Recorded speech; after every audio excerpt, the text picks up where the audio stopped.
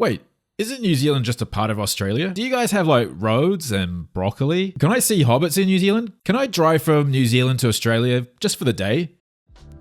Hello friends! Now, viewers of this channel will have learned that our American friends aren't the most clued up about New Zealand, or geography for that matter, and have some pretty wild ideas and claims about New Zealand. If you haven't heard some of these doozies, then check out my series on it. But let's be fair, it's not just Americans who say some idiotic things about this country. The rest of the world are just as guilty of having some crazy misconceptions and ideas about New Zealand. That is, if they can even find it on a map in the first place. Is New Zealand even real? Much like the popular meme questioning whether or not Australia is a real place. Spoiler, it's not. New Zealand also fell victim to this meme. Just take a look at some of the theories out there on New Zealand's existence, or lack of. Does New Zealand actually exist? Oh, yeah, let's see if it's on our map here. Yeah, I want to So, go to the part of the world with Australia. That is Mexico. Where's Australia? Yeah, wow, that is really near the South Pole. They're really trying to keep it out of sight there. Some argue that it's because we're frequently left off of maps. I mean, imagine a map without the UK or Japan. Pretty weird, right? Why is it then New Zealand, which is comparable in size to Japan and bigger than the UK, is frequently left off of maps? Even the bloody Flat Earth map doesn't have us on it. This happens so often that there's a popular subreddit devoted to the entire topic. A few years ago, even the Prime Minister of New Zealand, with the help of Rhys Darby, investigated this. Disappearing.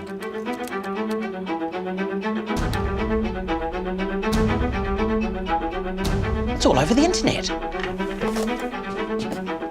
What?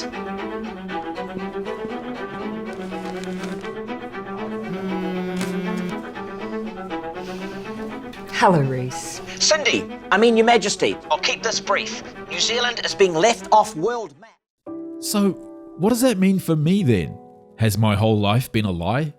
Am I just an avatar locked away in a content farm in Bangalore with fake memories being uploaded to me?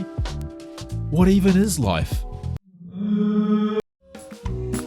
Is New Zealand part of Australia?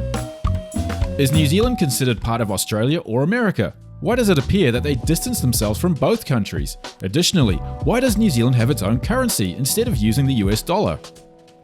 Wow, there's a lot going on in that question. The question of, is New Zealand part of Australia, is a common one that seems to persist based on much of the world's inability to read and understand maps. No, New Zealand isn't just next to Australia.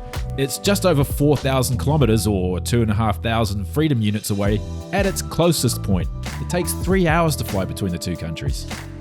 New Zealand never was part of the Australian Federation, and never will be really, because way back when there was no such thing as air travel, travelling between Australia and New Zealand could be a bit dangerous, not to mention very time consuming. But to ask if New Zealand is part of Australia or America is just a special kind of stupid. And besides all that, we sound totally different. Our accents are completely different. They're like, where's the car? And we're like, where's the car? Which brings me to another very frequently asked stupid question about New Zealand on whether or not there's a bridge between Australia and New Zealand. It's so frequent a question, in fact, that it's part of a segment I like to call, Is there a bridge between Australia and New Zealand? Is it possible to build a road between Australia and New Zealand? Do you need a visa to drive from Australia to New Zealand? Why is there no bridge between Australia and New Zealand? These are all legit questions I found that are asked regularly on the internet. They're all predicated on the idea that either you can drive so fast you'll skip across water for a few thousand kilometers and wind up in Australia, or that creating a 4,000 kilometer bridge is just something we haven't done yet because we're far too lazy. Still, just when I thought the question and its variants had been done to death, I found this one. A bridge between Australia and New Zealand is clearly too hard to build. Why hasn't anyone come up with the idea of connecting Tasmania with South New Zealand instead, given the huge reduction in distance? Again, my answer to the person who asked this question will be the same as usual. Look at a map. And to end this topic, how about this? Can you cross over water to New Zealand from Australia, or vice versa? If only there has to be a way. It just has to. At LAX, a car rental worker Googled if my place of origin, New Zealand, was real. She found Lord of the Rings and said, "Beautiful place. Do you live in hobbit houses?" I said, "Yes, we all live in holes." This is another worryingly frequent misconception about New Zealand. It's that the Lord of the Rings movies from the early 2000s were a documentary and not, fantasy movies based on a very popular work of fiction. Look, there's a name for people who can't differentiate movies from real life, and they're called small children. There are a couple of really good misconceptions about New Zealand in this Stuff article by Laura Thornburg back in 2019. She found this one, which I think is especially true of Brits when they think of visiting New Zealand. It's the misconception that New Zealand is some sort of tropical paradise that's sunny and warm all year round. Now, I get it. When you come from somewhere as grim as England, anywhere, especially if it's got a Z in the name, might sound really exotic, but just do your research. Compared to much of Europe and North America, New Zealand is pretty mild in winter, but it's hardly t-shirts and shorts weather either. Well, unless you're a local. Parts of the country even get some snowfall each winter season, and I mean, after all, New Zealand is kind of known for its ski fields. Of course, it does get warm in the summer too. Not illegally hot or anything like parts of Australia, but I'll say this as a public service announcement to Brits coming here in the summer though. Melanoma isn't a competitive event. For goodness sake, cover up. It's always funny to see those England cricket fan tours of New Zealand. Hundreds of lobster-red English men and women hitting the pubs and bars in the morning before another day of watching cricket under the beating sun. Or what about this one, also from the same Stuff article? I've been told that I don't look like a New Zealander as I'm white, and also asked if I do the haka. Sarah Battersby, meanwhile, has encountered one French person who thought the haka was a mating dance. So I give people in developing and third world countries the benefit of the doubt here.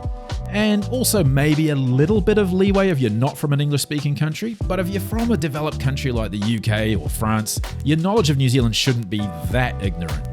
It's an interesting one. I've come across this notion myself while traveling around the world, and I'd go as far to say that it works in reverse too. A lot of people around the world seem to think that New Zealanders can only be white.